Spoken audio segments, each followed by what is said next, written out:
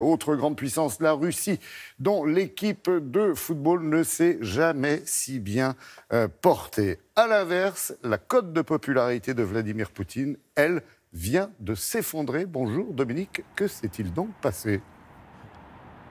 Oui, bonjour Laurent. Eh bien, si Vladimir Poutine comptait sur la Coupe du Monde de football pour améliorer l'image de la Russie auprès des supporters étrangers, c'est réussi, on l'a dit, tous sont absolument ravis de l'accueil qu'il aurait réservé ici, mais s'il comptait sur elle pour marquer plus de points encore auprès de l'opinion publique, eh bien c'est raté. Lui qui a été réélu en mars dernier avec plus de 76% des voix, il a vu ces derniers jours sa cote de popularité s'effondrer. Elle est actuellement autour de 40% seulement, tout cela parce que son gouvernement a cru bien faire en profitant de la Coupe du Monde de football pour annoncer des mesures particulièrement impopulaires comme la hausse de la TVA qui passe de 18 à 20% et surtout la hausse de l'âge légal de départ à la retraite, ce qui n'était pas arrivé ici depuis 1932. Des mesures indispensables selon les économistes mais qui passent très très mal auprès de l'opinion publique. C'est ce que vous allez voir dans ce reportage réalisé avec Patrice Hacheret et Volodya Sidorov.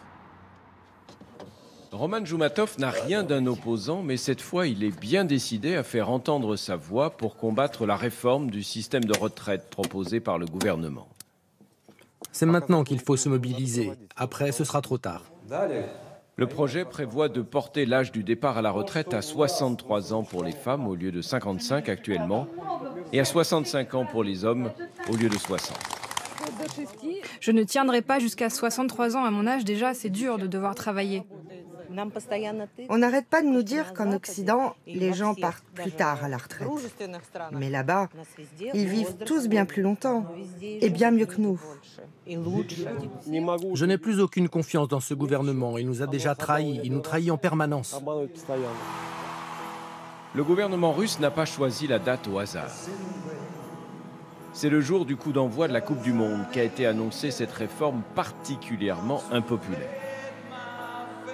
Si le pouvoir comptait sur la fièvre du football pour faire passer la pilule, à l'évidence, c'est raté. D'un bout à l'autre du pays, la colère monte, comme ici à Omsk, au sud de la Sibérie, où ils étaient plusieurs milliers le 1er juillet dernier. Jamais depuis 1932, les autorités russes n'avaient osé s'attaquer à cet acquis social.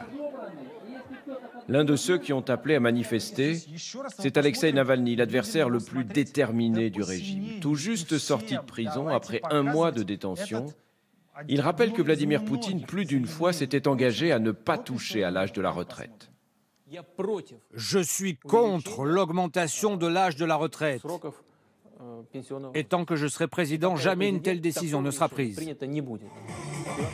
Si la mesure soulève une telle vague de protestations, c'est d'abord parce que l'espérance de vie en Russie est bien plus basse que dans les pays développés. Un peu moins de 78 ans pour les femmes et à peine 67 ans et demi pour les hommes.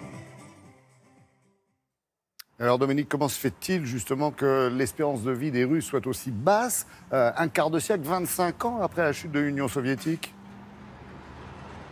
Oui, Laurent, ça tient à des choses assez classiques. Les premières raisons sont les maladies cardiovasculaires qui sont responsables de près de la moitié des décès en Russie. C'est dû à une mauvaise alimentation, à un manque d'exercice physique. C'est dû au tabac, on fume encore beaucoup en Russie. Puis c'est dû à l'alcool, vous l'imaginez, l'alcool qui est responsable d'un quart des décès chez les hommes de moins de 55 ans en Russie. Cela dit, même si l'espérance de vie en Russie reste basse, même si elle s'est effondrée après la chute du régime communiste à la fin des années 80, elle remonte petit à petit depuis, elle remonte surtout depuis le début des années 2000. C'est dû évidemment à une amélioration des conditions économiques, c'est dû à une amélioration aussi de l'accès aux soins pour les Russes, et puis c'est dû sans doute au fait que les Russes font un peu plus attention maintenant qu'avant à leur santé.